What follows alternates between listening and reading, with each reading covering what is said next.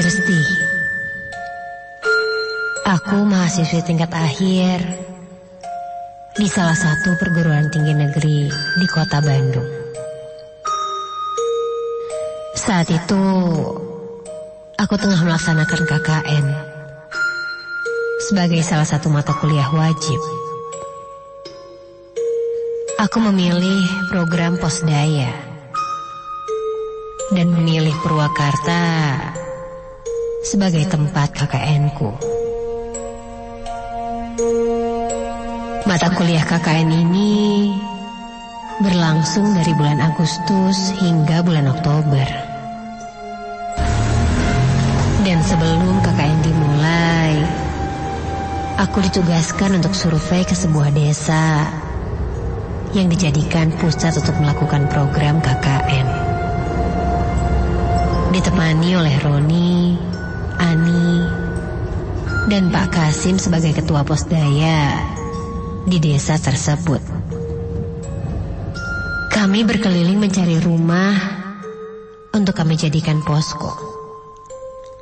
Hingga akhirnya kami sepakat mengontrak di salah satu rumah yang terletak di dekat sawah untuk dijadikan posko kami selama KKN berlangsung.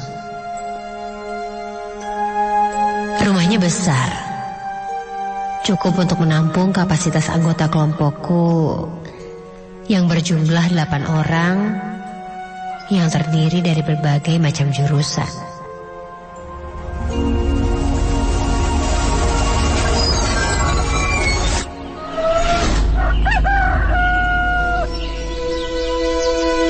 Hari pertama, kami sampai di tempat KKN. Kami langsung mengemas barang dan berkenalan dengan warga. Dan alhamdulillah, kami mendapatkan respon yang cukup baik dari warga sekitar.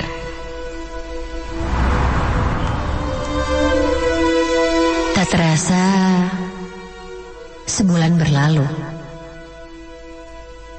Program KKN-ku berjalan dengan baik dan lancar berkat kerjasama antara anggota kelompok dan pastinya masyarakat sekitar.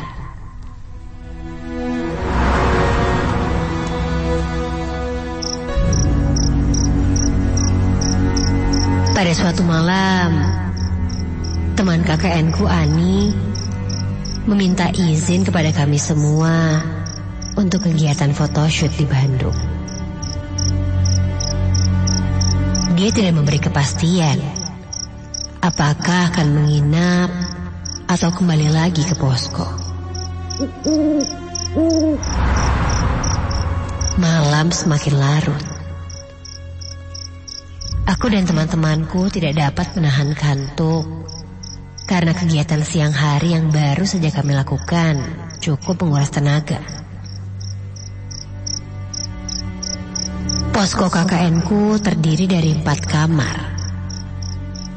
1 kamar untuk menyimpan barang-barang, 2 kamar untuk perempuan, dan 1 kamar lagi untuk laki-laki. Tetapi karena ukuran kamar yang cukup kecil dan anggota KKN yang cukup banyak, sebagian dari kami tidur di ruangan tengah, termasuk aku. Hingga akhirnya sekitar jam 3 dini hari, aku sedikit terbangun karena mendengar suara gaduh.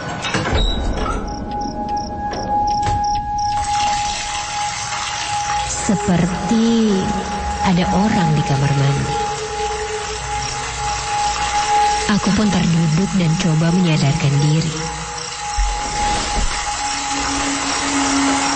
Sampai dari kamar mandi pun keluar seseorang. Karena gelap, aku tidak begitu jelas melihat itu siapa. Orang itu mondar-mandir dari pintu depan ke kamar mandi. Aku memaksa membuka mata, walau sebenarnya kantukku tak dapat kutahan. Dan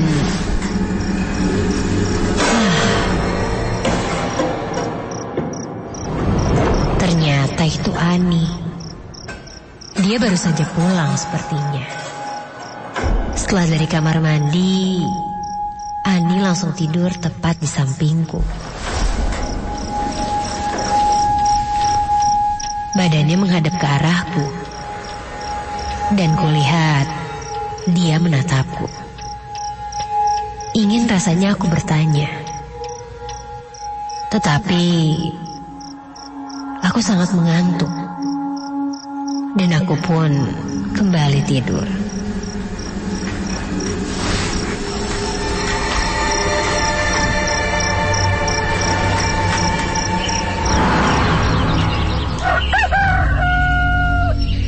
Esoknya, ketika semuanya sedang berkumpul untuk sarapan, aku bertanya,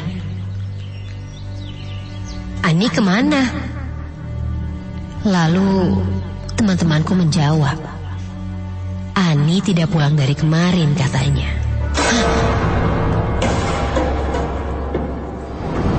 Aku heran. Tadi malam sekitar jam 3, aku lihat Ani pulang.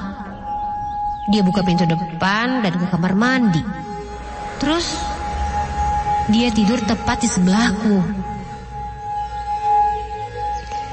Teman-temanku kaget, dan ketakutan mulai terlihat di raut wajah mereka. Aku masih terdiam, karena penglihatanku tidak salah kalau dini hari. Bahwa aku melihat sosok dan itu adalah Ani. Dia tidur tepat di sampingku. Lalu aku menepis semua pikiran negatif agar teman-temanku tidak khawatir. Waktu pun berlalu. KKN program Posdaya ini benar-benar menguras tenaga kami. Karena kami semua langsung terjun di masyarakat, membantu segala kegiatan yang ada di desa ini, di mana mayoritas profesinya adalah petani. Suatu pagi, saat itu waktu menunjukkan jam 7 pagi, dan semua masih terlelap. Aku berjalan sendirian keluar posko, sekedar mencari hawa segar pedesaan. Aku lanjut berjalan untuk melihat pesawahan. Hingga aku pun melewati satu rumah besar yang cukup teduh, karena terdapat beberapa pohon yang cukup rindang. Sampai terdengar suara anak kecil. Siapa ya itu? Aku coba mengintip ke rumah itu. Dari luar, ternyata ada satu anak kecil yang sedang berlarian di sana. Anak perempuan berumur sekitar 4 tahun. Aku perhatikan, anak itu berjalan menuju ke samping rumah. Di sampingnya ada sebuah sumur. Aku terus perhatikan dan... Astaga!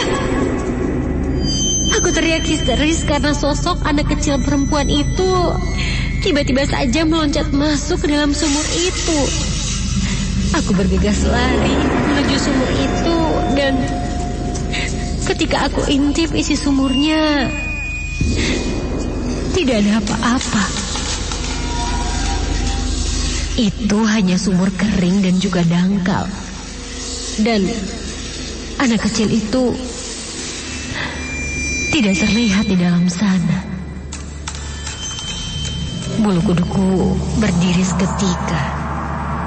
Aku panik, dan aku segera lari kembali ke posko.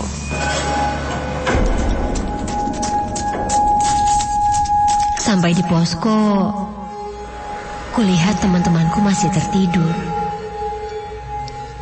Aku pun pergi ke kamar mandi untuk sekedar mencuci muka. Belum sampai ke kamar mandi,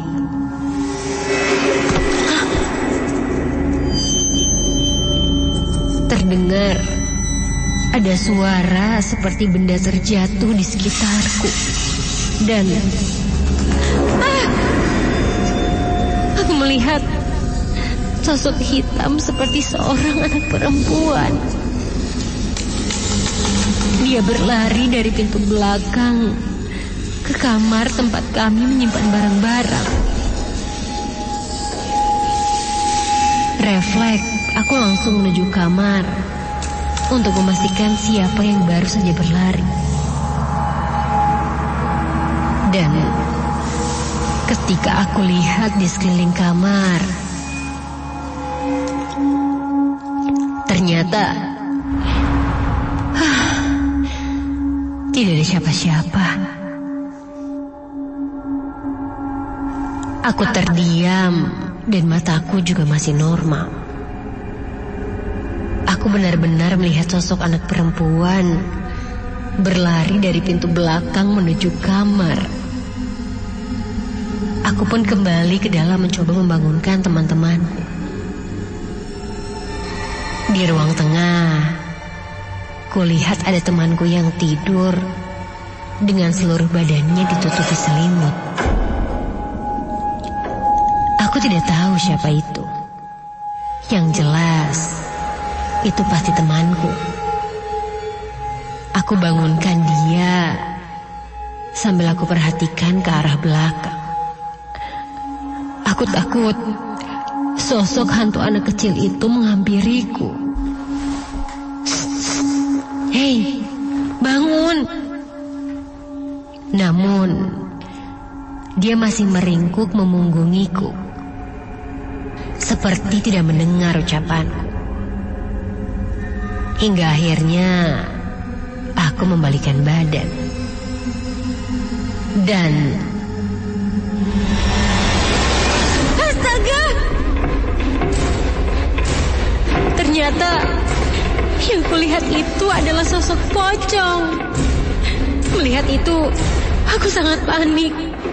Keringat basah pun mulai bercucuran. Sampai aku pun tak tahan lagi.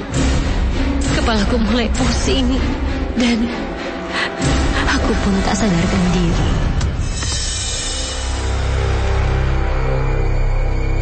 Entah berapa lama aku tak sadarkan diri. Sampai aku terbangun dan melihat teman-temanku sudah di sekitarku. Lalu aku menceritakan apa yang aku alami kepada teman-teman. Dan mereka hanya terdiam keheranan.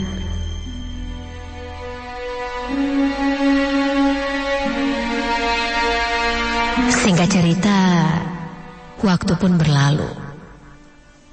Program KKN pun selesai. Kami semua berpamitan kepada warga, serta berterima kasih atas partisipasi warga yang telah turut serta meramaikan dan membantu agenda KKN kami. Sebelum pulang, aku dan teman-teman bercerita kepada Pak Kasim tentang beberapa keganjilan yang kami alami di sana. Dan Pak Kasim pun membenarkan adanya sosok penunggu di posko kami itu. Tapi ya sudahlah, aku tidak mau membahas lebih, karena aku pun tidak berniat untuk mengganggu mereka. Karena menurutku hal seperti itu sangatlah wajar. Karena seyogyanya kita hidup berdampingan di dunia ini dengan mereka yang tak kasat mata.